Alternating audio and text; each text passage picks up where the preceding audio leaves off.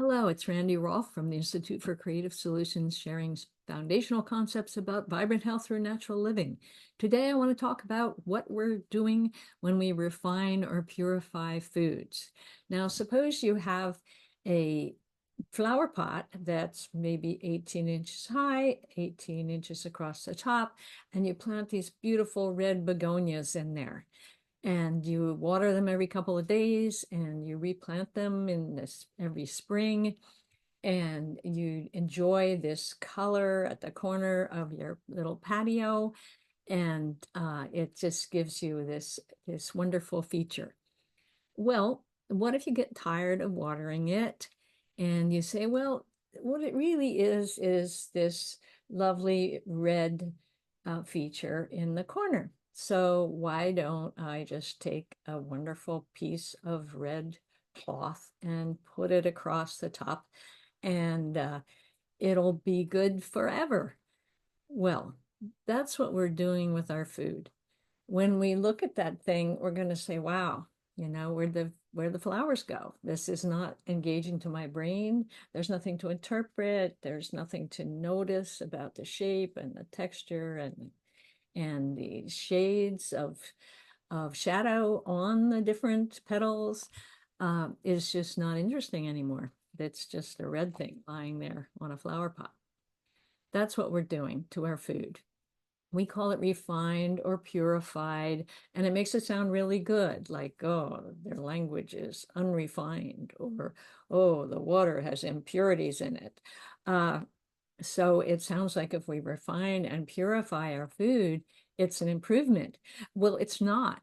What we've done is taken a food component that we think is maybe most important and removed all the other things that are supposed to go with it. And our body has the same response we do with that flower pot with the red top.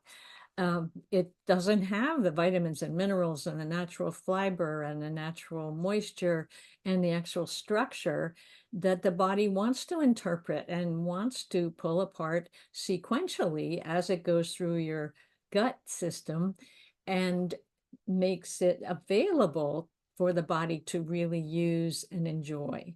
So when you have refined sugar, refined salt, refined oils, refined protein, and it tastes like nothing and it looks gray, but then we refine it so that it's white, we bleach it and whatever, and refined, purified starches from our grains. When we do that, we lose all those things that our bodies have been designed over millions of years to expect to process gradually. So we're just like the flowers.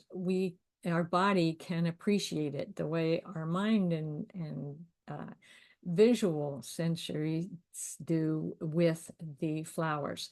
So um, realize that things, we should call them fractured or fractionated or um, concentrated and extracted, and not call them refined and purified, because they're terrible. They're not food anymore.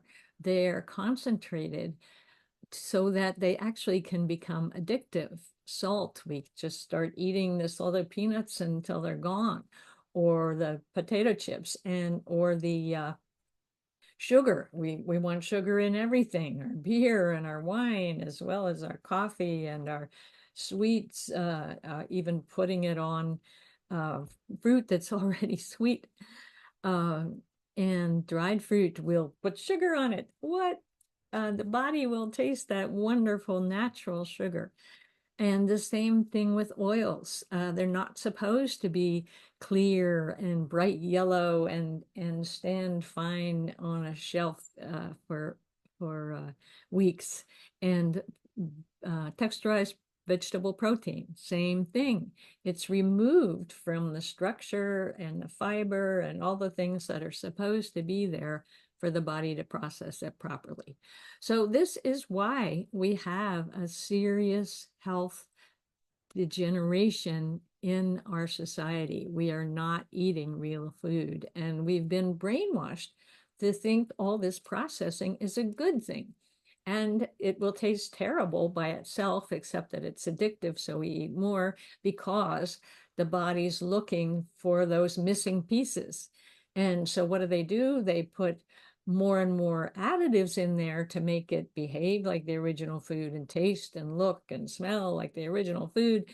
But the body knows that that's not going to nourish you.